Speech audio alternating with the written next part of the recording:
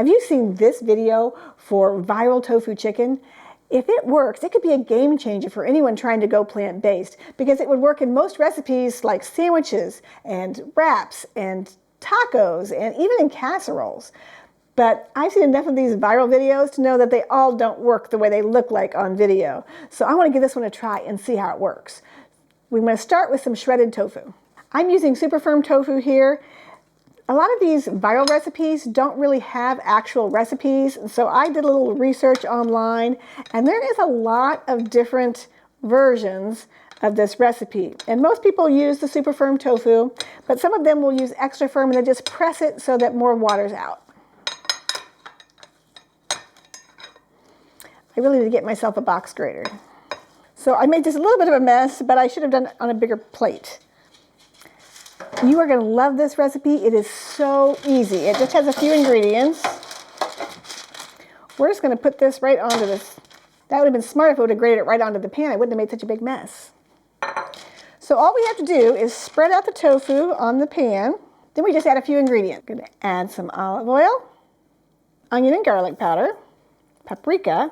One of the recipes I saw used smoked paprika, but I don't have any of that, so I'm just using paprika. And then this is some chicken style seasoning. This is my own ingredient because I love it as an ingredient for making things taste chickeny. Ooh, one more thing. I'm also going to add just a smidge of poultry seasoning. Just like that. Give it a stir. And that's all there is. We want to make sure it's kind of touching together because the way he did it in the video is when it was all done, it came out in a sheet and he rolled it up and sliced it. So I'm going to try that. So we have to make sure it all touches together. I'm so excited about this recipe. I have high hopes that it's going to work. Okay, let's stick it in the oven.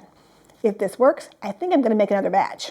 So it just came out of the oven and my microphone died, so no sound here, but I wanted to show you how it turned out. The first batch I made got a little over brown and too crispy, so I did end up making another batch, and this one looks great. What I learned was that I really need to make this square where everything is super close and touching and make the layer not too thin. Plus, you have to watch it closely so it doesn't burn. This is what the edges of the first batch look like. See how dark they got? And it's way too crunchy and crumbly for a sandwich like they showed in the video.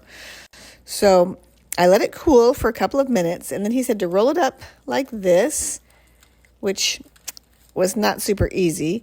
And then it kind of kept falling apart, but I was able to do it, and I chopped it up, so it worked to some extent.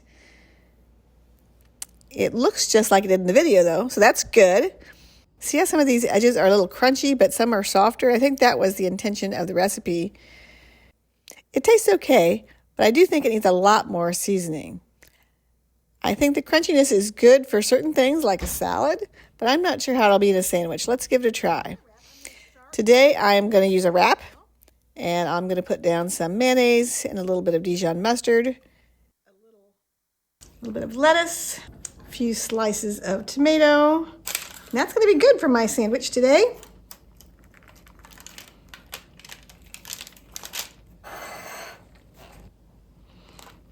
I'm not the best wrapper, apparently. I think I overstuffed my stuffer. Okay, so I definitely overstuffed my sandwich, but you won't do that, will you? You'll do better.